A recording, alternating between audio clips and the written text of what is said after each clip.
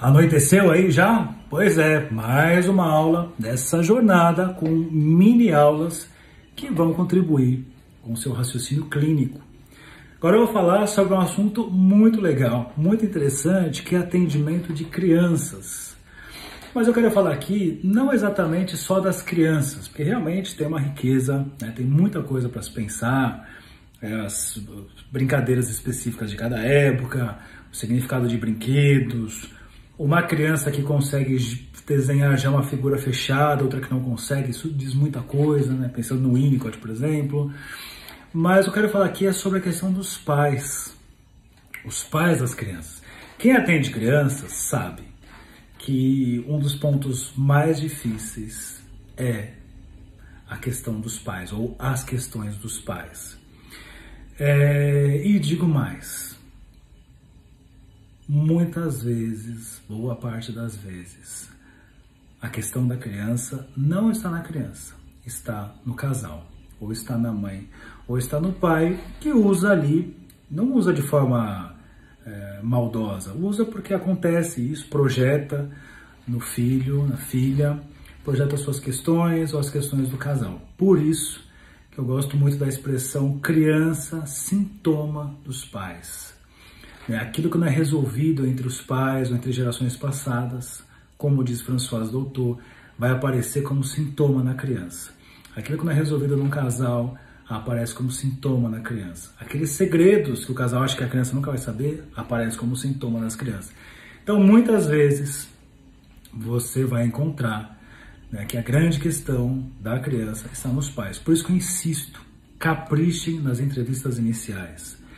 Vai atender uma criança? Chama os pais primeiro e faz a entrevista.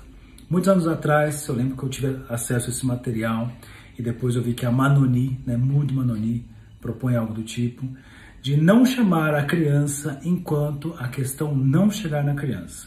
Que tipo de consequência isso tem? Por exemplo, você chama os pais e aí o casal, muitas vezes é o casal que vem, se mostra ali com questões entre eles, e você escuta essa questão entre eles, faz interrogações sobre a questão entre eles, coloca eles para falar de um assunto tal, B ou C, encerrou a sessão e diz, semana que vem ou na próxima sessão quero falar com vocês mais uma vez.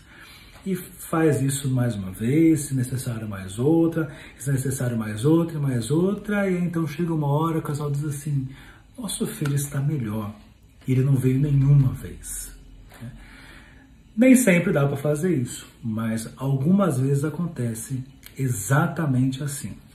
E claro, outras tantas vezes a questão chega na criança e a criança vem para a sessão e aí temos alguns cuidados, né? A gente pode esquecer, lembra que o Freud falou lá atrás, foi de manhã, na aula de manhã hoje, né? Agora a gente já está aqui de noite, ele falou da Sua Majestade o bebê, a gente não pode esquecer que o filho, a filha, ele é ali o condensado, o receptáculo do narcisismo dos pais. Então, assim, Freud até já deu essa letra pra gente, né? Muitas vezes, quando o caso vai bem, os pais tiram a criança do processo. Por quê? Porque a criança, mais uma vez, ela muitas vezes é o sintoma dos pais, muitas vezes a questão está só nos pais, nem chega na criança, então fico só nos pais, mas às vezes chega na criança sim, eu atendo a criança, e claro, tem questões da criança, mas tem questões dos pais que tá ali influenciando ou fazendo, se misturando. E no processo da terapia, uma das coisas importantíssimas é que a criança possa ter o próprio sintoma dela, sem ser esse sintoma dos pais, que ela possa, é como se fosse assim, ela cria um sintoma em análise para ser uma questão dela. E muitas vezes, para não dizer sempre, quando isso acontece, a criança passa a se ocupar das suas próprias questões, ela deixa de ser o sintoma dos pais. E aí os pais vão ter que encarar as questões deles por eles mesmos. Ou a mãe vai ter que encarar, ou o pai vai ter que encarar, ou a mãe, o padrasto, ou o pai, a madrasta, enfim, vão ter que encarar. E aí se queixam que a criança está pior. Às vezes aparece assim, não sei, Saulo, será que não é caso de dar Ritalina para ela? Pô, mas por que dar Ritalina? A criança está caminhando, enfim. Para conseguir puxar a criança de volta para o lugar de ser esse lugar de projeção dos sintomas do casal, muitos pais fazem várias coisas. E claro, né, eles fazem de forma inconsciente, por isso que o nosso trato, as devolutivas são muito cuidadosas, as conversas com os pais são muito cuidadosas. Até curioso, eu comento isso, que eu fiz essa prática durante muito tempo, quando dava supervisão, da questão da visita domiciliar. Que uma das coisas que nós fazíamos em termos de psicodiagnóstico era, os alunos, né, eles visitavam a casa da criança. Isso é uma coisa que eu tive com uma professora no passado, a Lígia Caran, que ela tem a tese de doutorado dela sobre visita domiciliar, e é muito legal porque assim a casa fala sobre a dinâmica do casal, fala sobre o casal, fala sobre a família, fala sobre a criança. Então um dos casos clássicos, isso está na tese dela, vou falar que é mais fácil, que vocês podem encontrar na internet. Você tem lá uma criança que ela não é vista, né? Tá sempre meio que dificuldade na escola, meio sem lugar, se sente sem lugar, enfim, uma série de problemas de falta de atenção. E na visita tem um momento muito interessante que eles visitam a casa e quando vão se sentar na sala, né? A psicóloga senta a mãe, senta o pai, senta o menino e senta o irmão, e aí o cachorro fica meio que latindo que queria sentar, aí os pais mandam ele sair do sofá para o cachorro subir, e o menino fica sentado no chão. E depois, na devolutiva, né, uma semana depois, na devolutiva na faculdade, que é um estágio da faculdade, isso foi dito para os pais assim, não, isso não aconteceu, não, isso aconteceu, isso foi anotado. Tamanha é essa falta de atenção com certas coisas, né? O automático, o inconsciente, enfim. E você vai visitar a casa, você encontra muitas coisas, né? Casa assim, o casal que você chega, a casa é toda asséptica, tudo branco, tapete branco, tudo de cristal, assim. Aí a foto do casal tá na frente, tudo grande, e foto pequenininha da criança, aí você vai escutar. É uma mulher que não queria ter filho, por exemplo, e teve porque o marido queria muito, ou coisas do tipo. Enfim, a casa fala sobre muito da criança.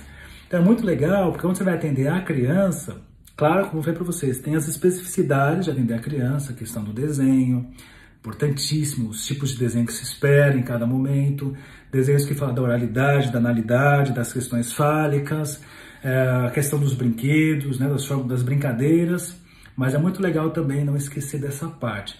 Essa parte dos pais, essa parte das entrevistas, essa parte do ambiente que ela está. Eu falo tudo isso no meu curso Manual da Psicoterapia com Crianças e Pais. Eu indico aí para quem tem interesse de atender crianças.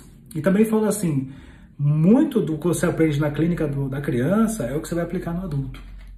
Então, muito do que eu aprendi de raciocínio clínico com adultos foi de estágios e de trabalhos atendendo crianças, os pais das crianças, por aí vai. Mas claro, você pode encontrar material para estudar sozinho. Um dos livros que eu indico é do Durval Chequinato, que é Criança Sintoma dos Pais. É Psicanálise de Pais e Filhos, Criança Sintoma dos Pais. É um livro muito legal para estudar isso. Também indico a primeira entrevista em psicanálise da Maud Manoni e indico uma série de livros da Françoise Doutor. Inclusive tem vídeos dela no YouTube para quem quiser estudar sozinho, mas quiser estudar comigo, é só chegar junto e aproveitar o curso. Até a nossa próxima aula.